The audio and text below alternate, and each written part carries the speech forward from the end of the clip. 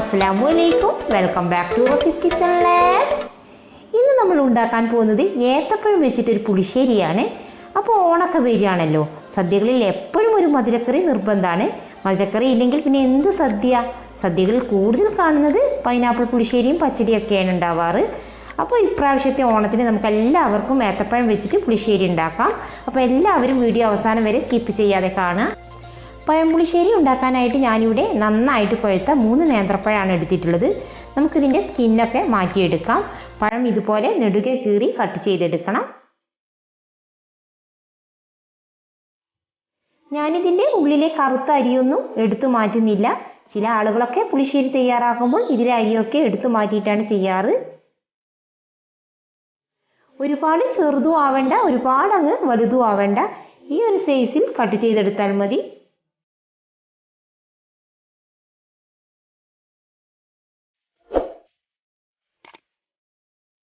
അങ്ങനെ പഴം കട്ട് ചെയ്തെടുത്ത് കഴിഞ്ഞു.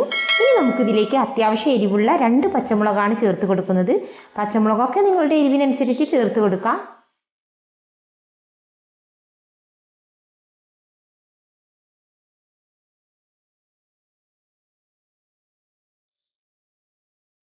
ഇനി നമ്മൾ ഇതിലേക്ക് കറിവേപ്പിലയാണ് ചേർത്ത് കൊടുക്കുന്നത്.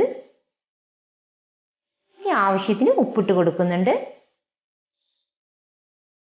1/2 ടേബിൾ സ്പൂൺ മുളക് പൊടി ചേർത്ത് കൊടുക്കാം. 1/2 ടീസ്പൂൺ മഞ്ഞൾപ്പൊടി.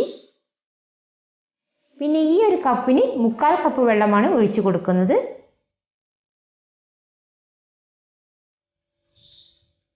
ഇനി ഇതൊന്ന് നല്ല പോലെ മിക്സ് ആക്കിയതിന് ശേഷം കുക്ക് ചെയ്തെടുക്കണം.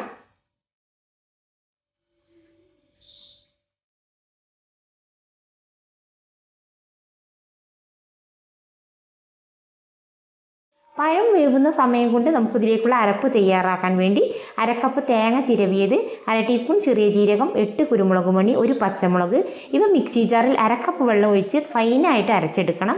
ഇത് മാറ്റി വെക്കാം. ഇത് കട്ടത്തൈരാണ്. അപ്പോൾ ഇതിലെ കട്ടയെല്ലാം പോയി കിട്ടാൻ വേണ്ടി ഇത് മിക്സി ജാറിൽ ഒന്ന് കറക്കിയെടുക്കണം. മിക്സി ജാറിൽ കറക്കിയെടുക്കേണ്ട ആവശ്യമൊന്നുമില്ല, ഒരു സ്പൂൺ വെച്ച് ഉടച്ചെടുത്താലും മതി. അങ്ങനെ തൈരടിച്ചു. ഇനി ഇത് മാറ്റി വെക്കാം.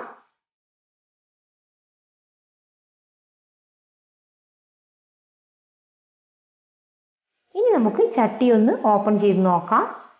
ഇതിലെ വെള്ളമൊക്കെ വറ്റി പഴം നന്നായിട്ട് തന്നെ കുക്കായി വന്നിട്ടുണ്ട്.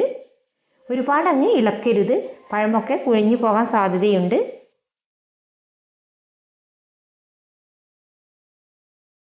ഇനി നേരത്തെ അരച്ചു വെച്ച തേങ്ങ ഒഴിച്ചു കൊടുക്കുന്നുണ്ട്.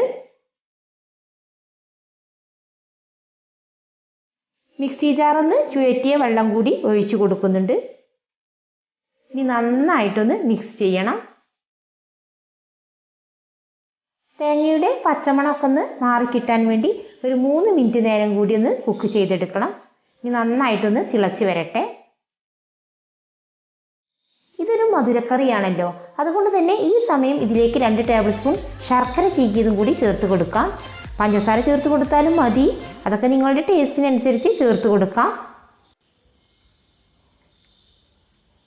കറി തിളച്ച് കുറുകി വരാൻ തുടങ്ങിയിട്ടുണ്ട്. ഈ സമയം ഇതിലേക്ക് നമ്മൾ അടിച്ചു വെച്ച 1/2 കപ്പ് തൈര് ഒഴിച്ചു കൊടുക്കാം. അല്പം കറിവേപ്പില ചേർത്ത് കൊടുക്കുന്നുണ്ട്. തൈര് ചേർത്തതിന് ശേഷം തിളക്കാൻ പാടില്ല. തൈര് ഒഴിച്ചതിന് ശേഷം കറി തിളപ്പിച്ചെടുത്താൽ നമ്മുടെ കറി പിരിഞ്ഞു പോകും. ഈ സമയം ഫ്ലെയിം ഓഫ് ചെയ്യാം. എന്നിട്ട് നന്നായി മിക്സ് ആക്കി എടുക്കണം.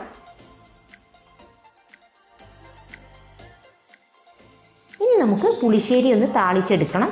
ഇതിനു വേണ്ടി ഒരു പാൻ വെച്ച് കൊടുക്കുന്നുണ്ട്. ഇതൊന്ന് ചൂടായി വന്നതിന് ശേഷം 2 ടീസ്പൂൺ നെയ്യ് ഒഴിച്ചു കൊടുക്കാം. ഇനി ഈ നെയ്യൊന്ന് മെൽറ്റായി വരട്ടെ. ഇനി ഇതിലേക്ക് 1 ടീസ്പൂൺ കടുക് ഇട്ട് കൊടുക്കാം. കടുക് പൊട്ടിയതിന് ശേഷം 1/4 ടീസ്പൂൺ ഉലുവയാണ് ചേർത്ത് കൊടുക്കുന്നത്. ഇനി കുറച്ച് കറിവേപ്പിലയും 3 വറ്റൽമുളകും ചേർത്തതിന് ശേഷം നമുക്ക് നമ്മുടെ പുളിശ്ശേരിയിലേക്ക് ഒഴിക്കാം. തണുക്കും തോറും നമ്മുടെ പുളിശ്ശേരിക്ക് ടേസ്റ്റ് കൂടും. സദ്യക്കൊക്കെ തലേ ദിവസം ഉണ്ടാക്കി വെക്കാറാണ് പതിവ്.